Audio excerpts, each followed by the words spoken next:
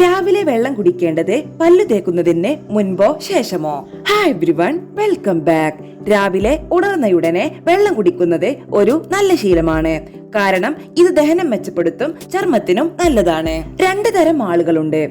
ഒന്ന്, രാവിലെ പല്ല് തേച്ചതിന് ശേഷം എന്തെങ്കിലും കഴിക്കുകയോ കുടിക്കുകയോ ചെയ്യുന്നവർ. രണ്ടാമത്തേത്, ആദ്യം തന്നെ വെള്ളം കുടിക്കുന്നവർ. ആയുർവേദം മുതൽ ആരോഗ്യ വിദഗ്ധർ വരെ രാവിലെ ഉറക്കമുണർന്നയുടനെ വെറും വയറ്റിൽ വെള്ളം കുടിക്കാൻ ശുപാർശ ചെയ്യുന്നു. വെറും വയറ്റിൽ വെള്ളം കുടിക്കുന്നത് പല രോഗങ്ങളും വരുന്നതിന് മുൻപ് തന്നെ സുഖപ്പെടുത്തും.